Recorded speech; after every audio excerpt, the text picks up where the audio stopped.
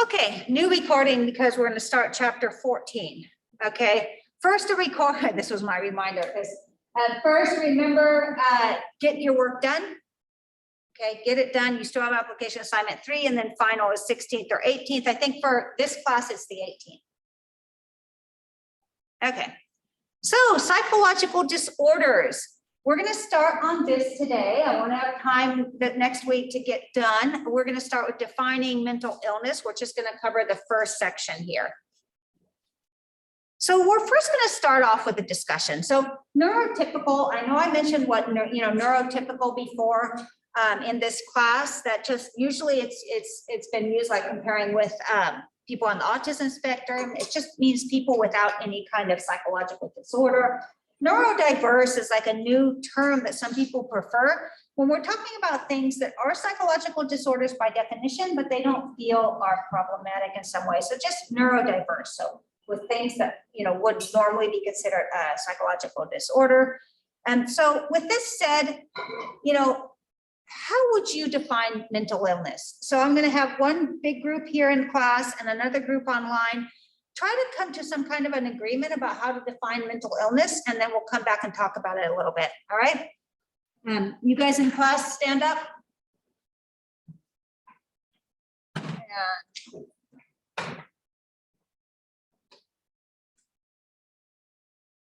They're online. You already have them. Let me pause the recording. I sense like maybe we're at the end of semester and people can't think properly. Go ahead and sit down. But do you have anything you want to share about what you talked about here in class first? Well, yeah, go ahead. The way I would define mental illness, I think it's definitely something that alters your decision making. Alters your decision making. Yeah, like I think that's where you see the effect the most. Okay, so this is a good point that people with mental illnesses or psychological disorders have trouble making decisions. What about in the room? Anybody have anything to add to that? No? All right, well, I'll just have to give you the definition then. Okay, so first, abnormal psychology, like all the chapters, we have something that, an associated whole part. If you like this chapter, COS probably offers an entire course on abnormal psychology. And we're not going to get to a lot of disorders today. We're just doing an overview, like a definition, but we'll see more next week. Abnormal just means not normal, right? Abnormal is any behavior that is rare or dysfunctional, causes personal distress, or deviates from social norms. There's a lot there, right?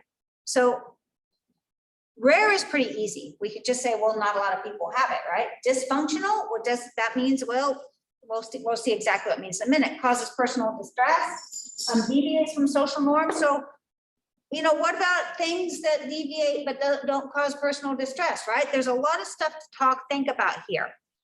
Dysfunctional just means anything that interferes with your day-to-day functioning, okay? Partly this is subjective, like how do you want to be able to function? So a person who is happy being a cowboy and living out on a ranch and rarely has to interact with people might have behaviors that if he were trying to live in a city would become dysfunctional. Okay, so a lot of it does depend on context. And we're going to talk a little bit more about that. It's important to distinguish a psychological disorder or abnormal from insanity. Now, we mentioned insanity, I think, in like chapter 4 or something when we were talking about homicidal somnambulism, right?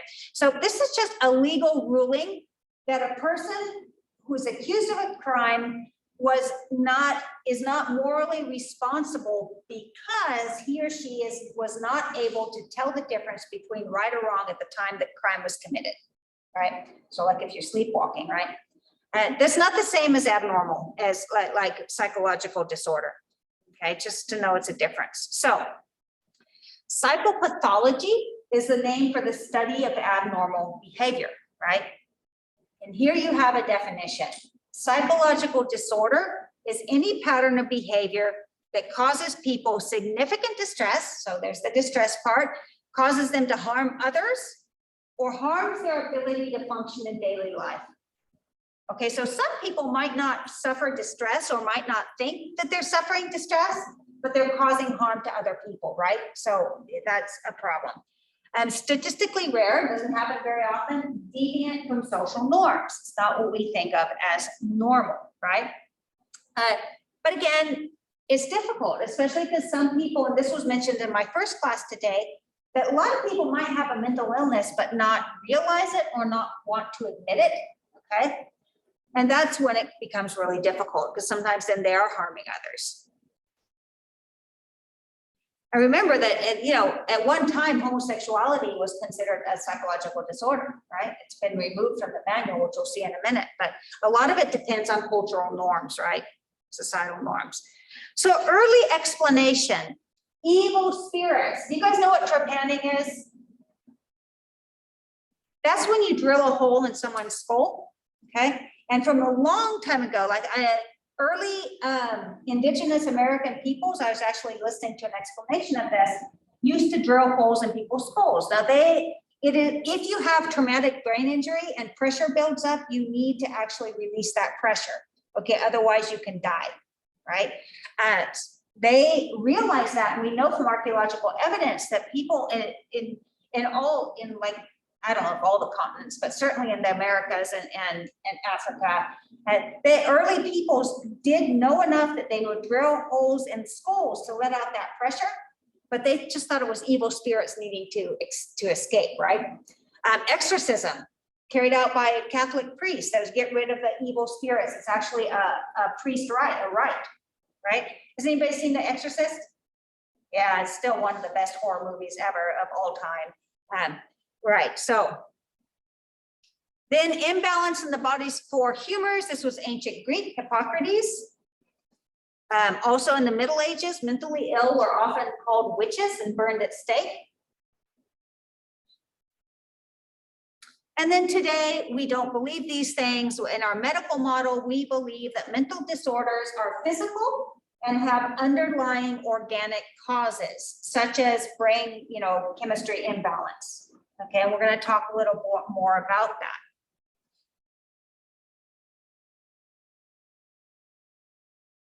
So it's really important to take into account the situational context. So the social and environmental setting of a person's behavior, subjective discomfort, emotional distress or emotional pain, that very much depends on the situation, right? In some instances.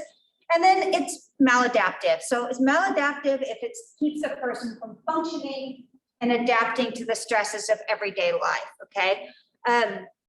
You have to be able to function. If something that's going on in your mind, in your brain, or your brain chemistry, if it's physical, is interfering with your ability to do your job, to raise a family, if you're raising a family, to get along with your friends, to not be alone and desperate in life, it is abnormal. So biological model, so psychopathology, biology, psychological disorder have biological or medical causes. So this is within the whole medical model thing.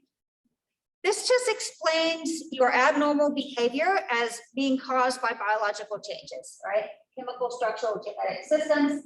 A lot of mental disorders or psychological disorders are heritable to some extent. They have a genetic component, okay? So why? Why does abnormal behavior happen? So this is where we have to think about the theories that explain what happens. So psychoanalysis, that traces back to Freud. We talked a lot about Freud on Monday. Assume that abnormal behavior stems from repressed conflicts and urges that are fighting to become conscious. Back to the iceberg picture, right? The id and all those things that we're just simply unconscious of. So psychotherapists, psychoanalysts, they believe that, helping their client to bring those repressed conflicts to the surface so they can look at them and understand them will deal with a lot of the abnormal behavior, right? Behaviorists, as I'm sure you will be unsurprised to know, believe that all abnormal behavior is learned, just like everything else. Okay. Cognitive theorists see abnormal behavior as coming from the mind, irrational beliefs and illogical patterns of thought. And we're going to talk about next week, like cognitive behavioral therapy. Really, the idea here is to help the client overcome these irrational beliefs and illogical patterns of thought. So cognitive theorists believe it's in the mind.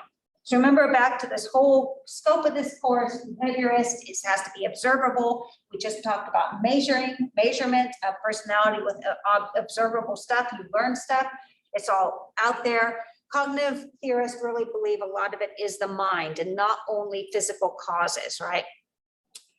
Socio-cultural perspective, we're going to talk a bit more about that next week. Abnormal behavior is kind of a combination of a product of the combination of family, social, and cultural influences.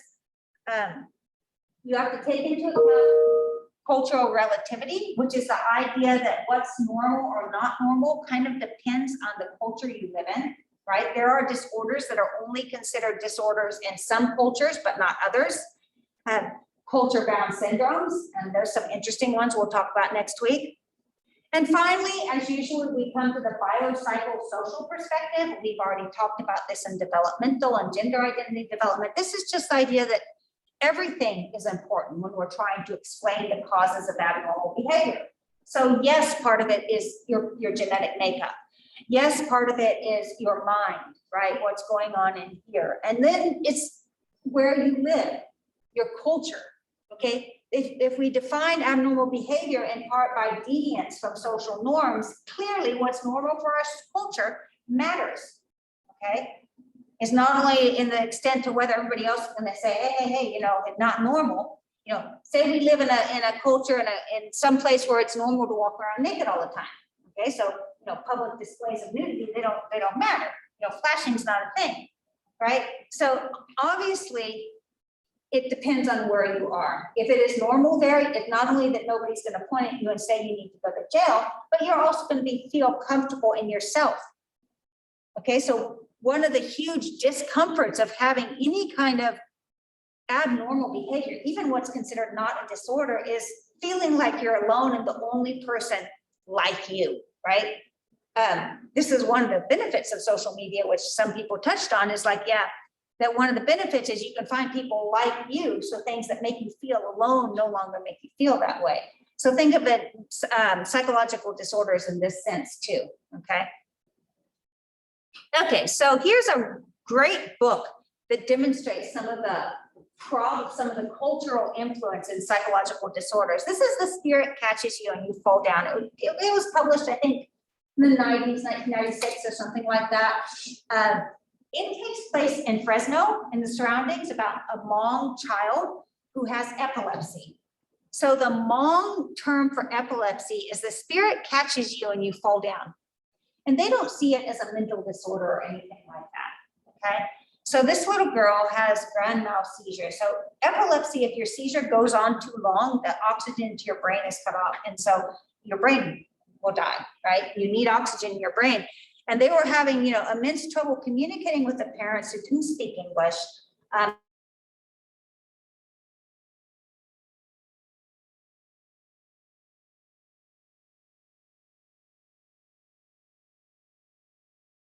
And having this huge cultural, where you see the physical thing, which is seizures, the cultural divide was huge. Anyway, good example. So how do we determine if something's abnormal? Diagnosis. Formal definition of diagnosis: the process of deciding whether a person has symptoms that meet the criteria of a classification system. Okay, so if we're talking about physical things, like maybe you diagnose Alzheimer's disease or the flu or whatever. Here we're talking about mental disorders, right? Now, the classification system that we use here in the States and in other places as well, the Diagnostic and Statistical Manual of the American Psychological Association, called, we're now in the 5th edition. I think it's the 5th edition, yeah. Manual of Psychological Disorders and Their Symptoms, it changes. Okay, things that are diagnosable one edition aren't. For example, Asperger's syndrome, you might have heard of it. It's like high functioning autism, so certain characteristics of being socially inept, but you know, it's so forth. Now it doesn't exist, so you can't be diagnosed as having Asperger's. You're only on the autism spectrum, okay? And this affects people, like affects their ability to get their insurance to pay for something. So if you have a psychological disorder and it can't be diagnosed because it doesn't meet any criteria, you cannot get help to pay for getting help with it, right? So that's why it matters. There's an international one, the ICD. Okay, it's an international, it's like 10th edition or something like that by the World Health Organization. So the DSM-5 describes 250 different psychological disorders. So this is from your text. In a given year, about 26.2% of American adults over 18 suffer from a mental disorder. With COVID, that has skyrocketed. So alone, like just like the prevalence of depression before COVID, like 2019 was like 11%. And then like in the height, like 2021 last year, it was like 41%. Depression, depressive things alone. So it can be much worse, right? But only 5.8% suffer from a severe mental disorder. And we're going to get an idea of what that means next week.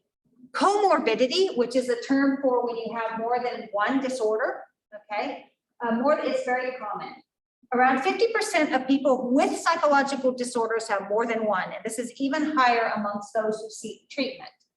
Part of this might be a diagnosing problem to figure out, to tease them apart, but part of them is just that when one thing starts going wrong, a lot of other things can go wrong too, right? And also the the genetic part of it. So here we have, and we're gonna stop here, I think, but, well, no, we have a couple more slides after that. So here we have an idea, yearly occurrence of psychological disorders, bipolar and depressive disorders. These are mood disorders, okay, right? Persistent depressive disorder, 1.5, all types, 9.5, and OCD, anxiety and trauma, okay? You have phobias, 8.7%, specific ones, social anxiety disorder, 6.8. So just to give you an idea, PTSD, 3.5, okay? But schizophrenia, which is a more severe disorder, only about 1.1, right? They usually say 1 to 2%, but it's 1.1 here. But this is from 2013. So this is just a fiction thing. Fairies have a manual too. I don't know if anybody's listened to Artemis Fowl, read the Artemis Fowl books. They're hilarious. But yeah, they have a manual to diagnose. And then I put this together. Oops, I have a chat message here. Okay. Okay. So in fall of 2020, one of my students wanted me to suggest books about psychology. So at that time, I put together a list of fiction and nonfiction books. Cover all sorts of things. I also have a few movies there. This is on, I mean, that's the link, but you can also find a link in Canvas. It's actually on a page. So there's a lot of great fiction, the great movies. One Flew Over the Cuckoo's Nest, great movie. What's that, As Good as It Gets, another great movie that has, I think it's Jack Nicholson. He has OCD in it. So there's a lot of great fiction, a lot of great nonfiction. So if you're interested in that, okay, we're going to stop there. That's going to be our discussion for Monday at some point. Any questions?